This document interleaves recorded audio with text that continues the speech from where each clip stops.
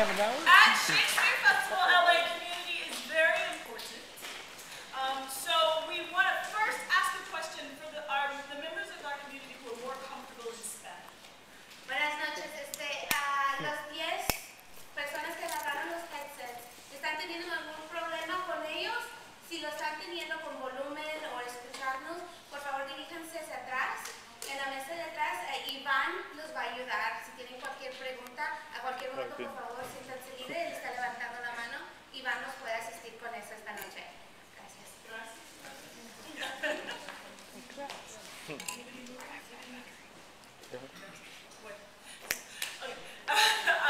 My name is Chris Anthony, and I have the great good fortune to be the Director of Youth and Education at Shakespeare Festival LA, which means that I get to work with fabulous teaching artists like Ronnie De Leon, and I am serving as the Facilitation Director.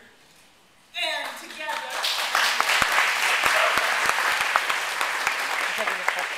and we are part of a team of teaching artists who work with some of the most amazing teen artists you have ever seen, if I may say so. We're not going to talk too much now, but you'll have a chance to meet the performers after the show.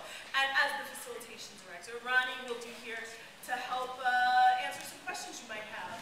In the meantime, if you have any devices that make noise, can we just turn those off now? And I ask that if you have a camera, please do not take flash photography because there's a lot of rockin' and disco rolling in this show. And we want to make sure everybody is safe. Okay, so without further ado, can I hear, how are you feeling about the show tonight?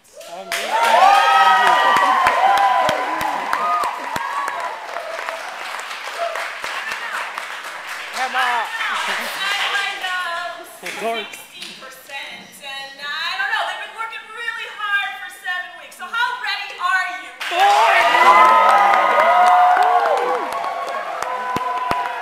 Come on. So here we are, Will Party and Presents Midsummer Night's Dream!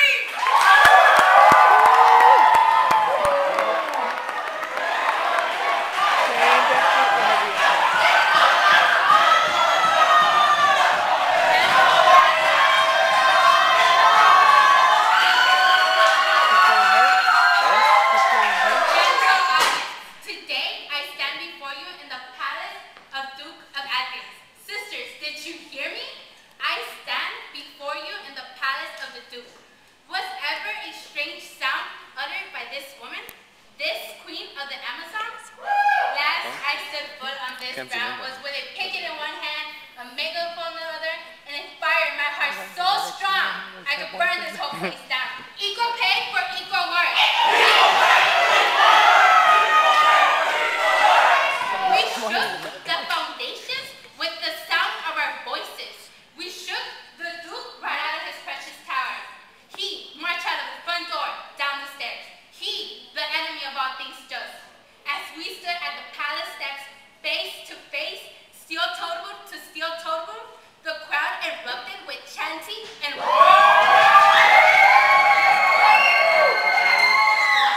then something in his eyes went smooth. He reached out his hands to mine, and sisters, here I am, 18 months later. Things are changing in the court of Athens. Things are changing.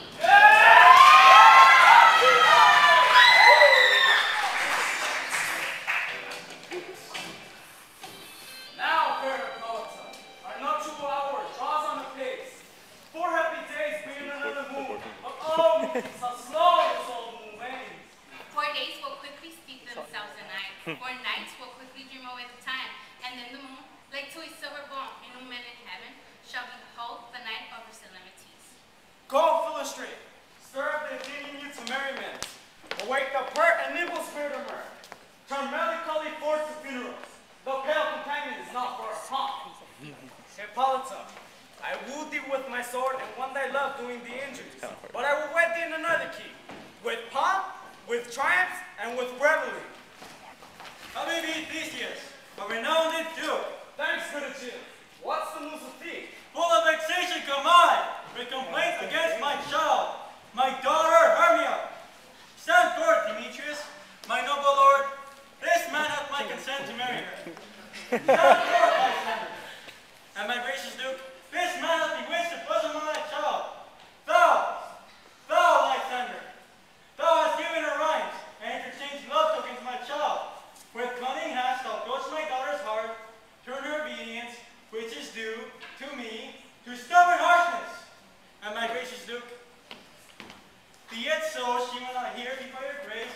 consent to marry Demetrius, I beg the ancient privilege of Athens. As she is mine, I may dispose of her, but it shall be either to this gentleman or to her dad, according to our law immediately provided in that case. What say you, Hermia? Be advised, fair maid. To you, your father should be a god, one that composes you. Demetrius is a worthy gentleman. So is Lysander. In himself he is, but in this kind, wanting your father's voice, the other must be held the worthier.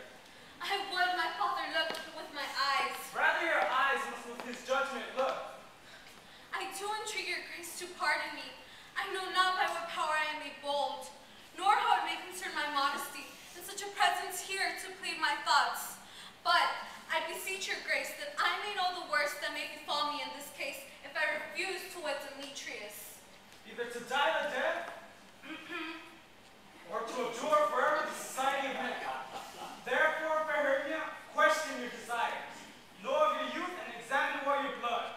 For if you not yield to your father's choice, you can endure the livery of a nun, to live a barren sister all your life. For earthier happy is the world distilled, than that which, withering on the virgin thorn, grows, lives, and dies in single blessedness. So will I grow, so live, so die, my lord, ere I will yield my virgin pattern up unto his lordship with unwished yoke. My soul consents not to give sovereignty. Take time to pause, and by the next new moon, the ceiling day betwixt my love and me, upon that day either prepare to die for disobedience of your father's will, or else to wed Demetrius, as you would, or on Diana's altar protest by austerity and single life. Relent, sweet Hermia. Lysander, you like me entitled to my certain rights. You have her father's love, Demetrius. Let me have Hermia's. Do you marry him? Scornful, Lysander! True, he has my love. And what is mine, my love shall render him. As she is mine, and all I right of her, I do estate unto Demetrius. Yeah, my lord, as well to right is he, as well possessed. My love is more than his. My fortunes every way as fairly rank as Demetrius, and which is more than all his boasts can be, I am beloved of beauty's Hermia. Demetrius, all butched to his head, made love to native daughter Helena, and won her soul, and she sweet lady dotes, the valley dotes in idolatry upon a spotted and inconstant man. I must confess that I have heard so much, and what Demetrius thought to spoke thereof. But being over full of self-affairs, my mind did lose it. But come, Demetrius, and come, Midsummer.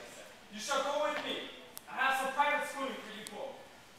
For you, fair Hermia, would you arm yourself to feed your fancies of your father's will, or else the law of Athens yields you up, which by no means we may extenuate, to death or to a vow of single life. With duty and desire we follow you.